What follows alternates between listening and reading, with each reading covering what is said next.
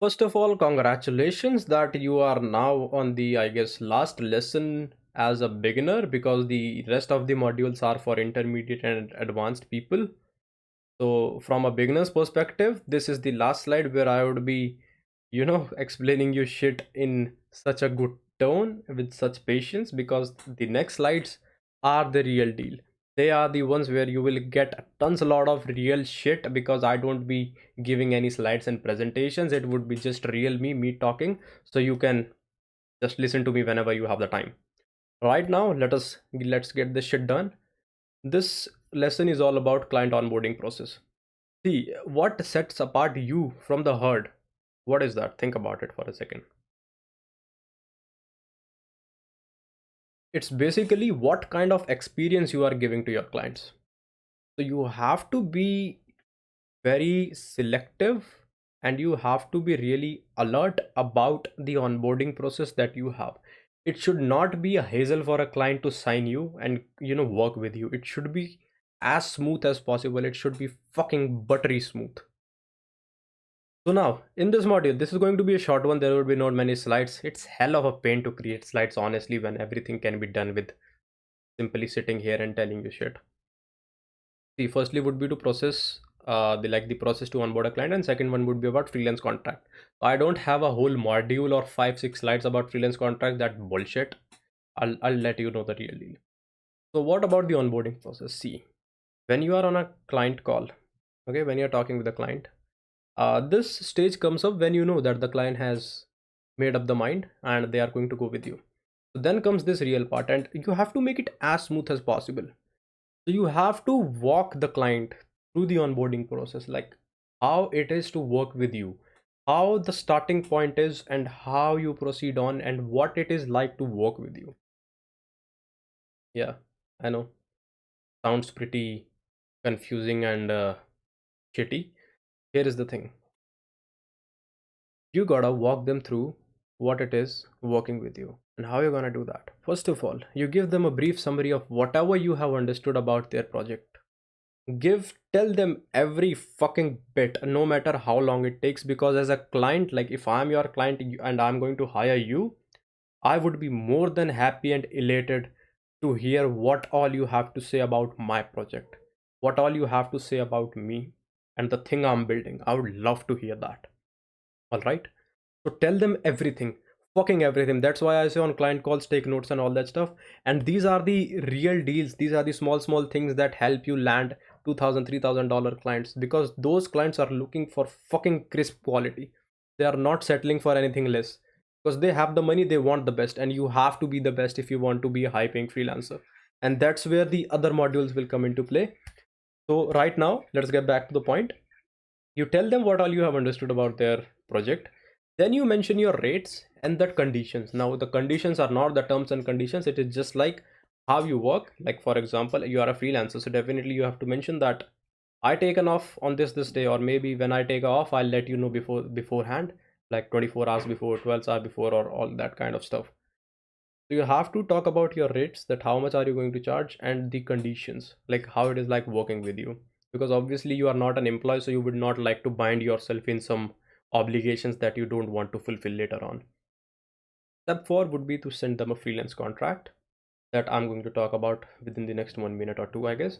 Fifth one would be send it to the client. The client will make any changes if they want to or not, like they will tell you to make them. In most cases, 90% cases, like in the industry I work with and I work in, the client sends me the contract. I'm the one who make the changes, and I send the changes to them.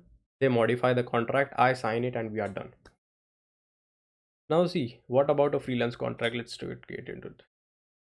A freelance contract is basically an agreement between you and the client. And no, it doesn't mean that you are going to go in court or they are going to sue you or you are going to sue them if it gets breached. No, that's proper bullshit people have made these days to sell their course. A freelance contract is nothing like that.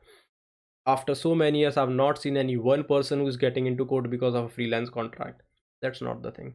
Then what is the purpose of having it in the first place? It is just to set the boundaries straight. It is just that you do not do stuff that is outside your area of responsibilities. You are not exploited, and the client and you both of you know your boundaries while working together. That's the main purpose. That's why it's important. What you're going to do is, first of all, in a freelance contract, it's not that I would like to take a whole bunch of your minutes and just read out a template. I'll attach it in the resources section. As always, resources are the real deal in this course.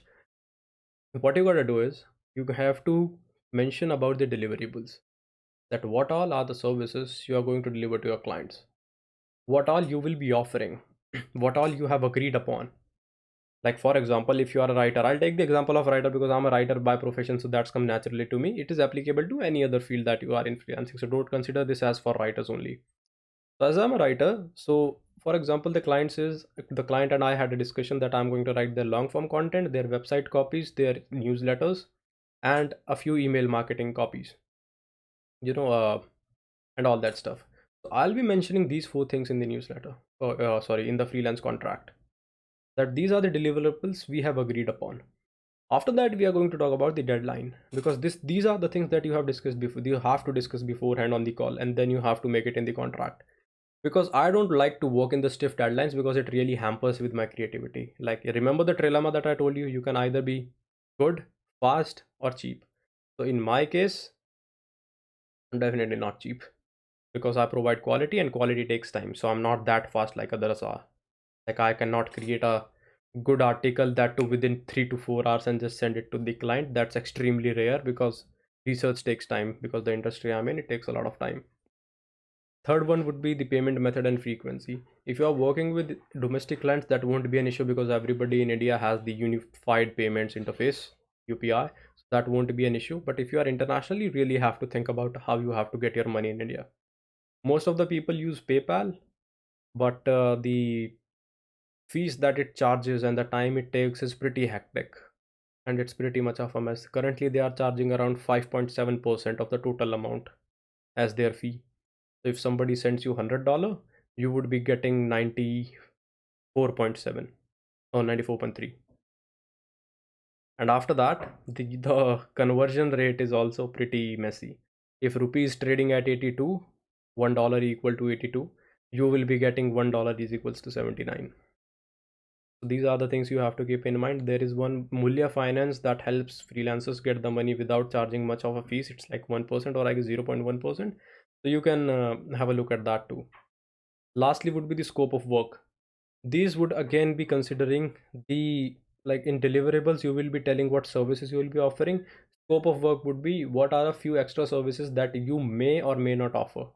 So if there are no extra services you are offering, then you just go with whatever you have mentioned in the deliverables in the scope of work, that these many blogs, like for example, 2 blogs of these words uh, within a week, and one newsletter per week, and one email per month. So these are the kind of things you have to do. Once you will go through the template that I have attached, things would be pretty easy for you.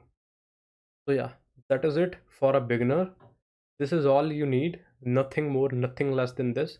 This is going to help you in easily starting shit out. Now, time to be a grown adult, and let us jump into the upcoming modules where everything is real and there are no kiddish things like making slides, me being a corner. I'll take the full screen and we are going to talk some real shit. So I'll see you there, and I hope you will be there, because if you miss that, you have really missed the main part of this whole course. Because I told you initially, module 1 to 3 are for beginners. That shit is over. Now comes the real game where we have to be real adults. See you inside.